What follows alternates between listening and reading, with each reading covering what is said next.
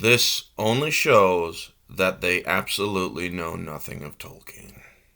Welcome back to Orange Hat Reviews, everyone. Hope you're all having a wonderful day. So, yeah, The Rings of Power. This is from IGN. Just answered a decades old The Lord of the Rings question. No, it doesn't. No, it doesn't. Turns out the real treasure was the friendship we made along the way. So, let's get into it, shall we? Since the very first time they shared the screen, the friendship between Elrond, Robert Mayo, I'm sorry, but the real Elrond, or a closest to actual Elrond, is always going to be Hugo Weaving, and Durin the Fourth, Owain Arthur, has been the highlight of The Rings of Power. I will not say that it is a Lord of the Rings adaptation, because it is not. It is in name only. It's not just their chemistry and, deep connection, but also the rare joy of seeing an elf and dwarf as comrades rather than enemies, as they have often been in Tolkien lore. That's because Aule, in his attempt to honor his father Ilúvatar, did something he was never supposed to. He created the dwarves. Now, folks, the dwarves were allowed to live, but Ilúvatar cursed the dwarves so that they would never forge an iron bond between themselves and the elves. They would always be rivals. No matter how long or no matter how well they got along, something would eventually happen to create a rift. There would never be a solid bond that lasted. The only exception that would happen is Gimli and Legolas, where they actually did eventually solidify their bond. When Legolas took Gimli to the Undying Lands. Anyway, in episode 4, we saw that friendship become solidified as Durin shared his deepest secret with Elrond, the existence of Mithril. But just one episode later, that priceless ore could be at the core of a massive betrayal. Except, as the Rings of Power shows us, the bond between Durin and Elrond is stronger than any potential conflict. And it leads to a huge moment that answers an even bigger question that was or has long lingered in the minds of Lord of the Rings fan. Every major player in the premiere of Lord of the Rings and the Rings of Power. I will not go through that. The real reason that Elrond went to Khazad-dûm revealed. While we know that Elrond does truly value his friendship with Durin, he hasn't been honest about why he first returned to Khazad-dûm. It was simply to seek out his best friend, or it wasn't simply to seek out his best friend, but to try to forge a union between the elves and the dwarves to help Celebrimbor forge his next great creation. In his defense, Elrond has tried to convey this to Durin, but what nobody knew was that Elrond was manipulated by Celebrimbor and High King Gil-galad. Both elves already knew about Mithril and wanted to confirm that the dwarves were able to mine it, as a massive revelation that shows the power and cynical smarts of the Elder Elves. So you're basically taking Tolkien's elves, his characters, and just making them evil. There are some elves out there that did do some questionable shit, like Thranduil. But Gil-galad and Celebrimbor were not among them. Wow.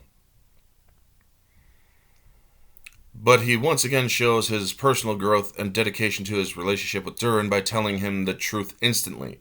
Thanks to their friendship and Durin's deep generosity, we know how the elves had access to Mithril despite the substance only being found within Khazad-dûm. What do the elves want with Mithril?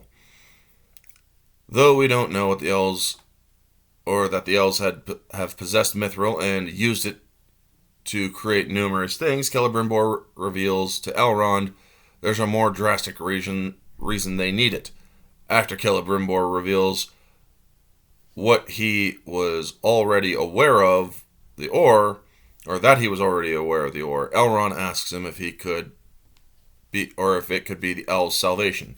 If we can't secure vast quantities of it quickly enough to saturate every last elf in the light of the valor once more, then yes, it very well could be. Are you fucking kidding me? You're saying that Mithril is responsible for the elves' immortality? Are you fucking stupid? They were naturally immortal, you fucking dimwits! Holy shit! It is left to Elrond to break his oath and ask Durin for his help, laying out the importance of the ore and how it could save the elves. Elrond begs his friend for assistance, and Durin, pleased at the opportunity to hold the fate of every elf in his hand, agrees. Wow, you guys absolutely have no idea about Tolkien's work. You really don't. This is not just an oh my god. You literally opened Tolkien's coffin and pissed on his bones with this. What the hell is this drivel? The elf... Oh my god, man.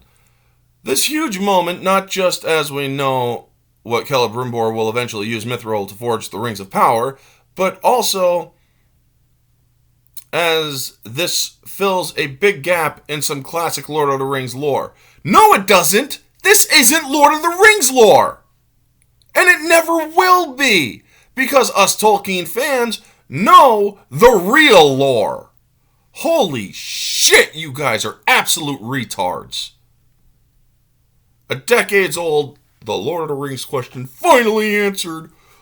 One of the biggest questions about the relationship between elves and dwarves in Lord of the Rings is just how the elves came into possession of Mithril.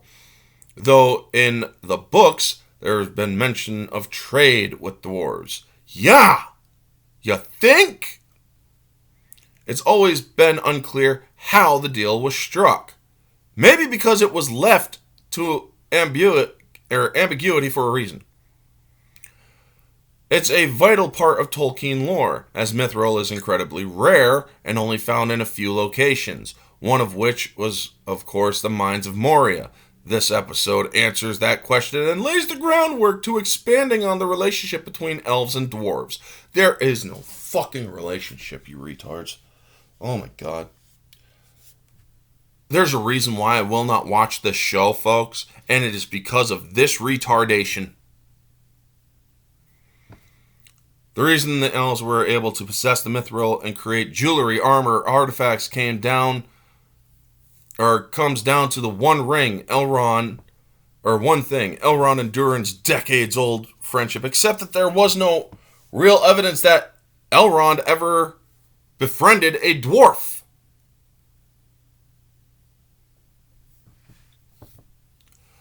Not only is that the reason that Elrond was able to enter the mines and confirm that the dwarves were mining the Mithril thread in the first place, but more than that, it created the bridge between the two communities. No, it didn't, because that bridge would eventually collapse. And this was never ever confirmed in Tolkien's lore. It was, however, confirmed in the Silmarillion, as I had stated, that elves and dwarves would never be friends for long, or ever at all, because of the curse that Iluvatar placed over the dwarves because of Aula's best intention to create something in honor of Iluvatar. However, it turns out that Iluvatar had no plans for them, so he, instead of killing them, amended his own plans. Was forced to because of Aula's ignorance. Jesus. Not only is it the reason that Elrond was able to enter the mines to convert... Yeah.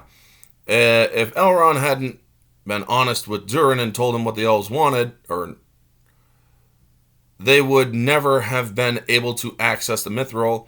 And if Durin hadn't loved Elrond so much, he never would have considered allowing the elves to share their treasure. Are they seriously implying that Elrond and Durin the Fourth are gay lovers or some shit? I mean, honestly, I wouldn't put it past Amazon to do this, which is completely against Tolkien's lore. There was no gay characters or lesbian characters in Tolkien's work. He was a devout Catholic. Christ almighty. And Durin hadn't loved Elrond so much he never would have considered allowing the elves to share in their treasure. They never would have shared in their treasure to that degree. The big question now is how Durin will convince his father to let the elves access the mithril. Oh my god. We'll have to keep watching the Rings of Power to find out. But, with only a few of the epic first season left to go, a few episodes, we think they'll probably get their answer sooner rather than later.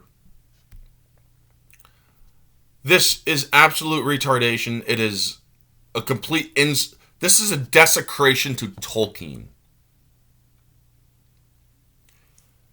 And it only reaffirms my own constitution and own confirmation that I will never watch this show. Just reading about the idiocy of this show so far has just further confirmed that this show is not worth supporting. How dare they frickin'... Oh my god, man. Their ignorance knows no bounds. And it is clear from what they are from their version of a story, or their attempt of a story in this article. Dear God, folks. That's going to be the video. You all know the drill. Like, comment, subscribe, share, all that jazz. Let me know your thoughts down in the comment section below. What do you think of this nonsense? And, let me know all your thoughts, folks. This has been Orange Hat Reviews. This pissed me off. Have a wonderful day. But always remember, please, stay humble.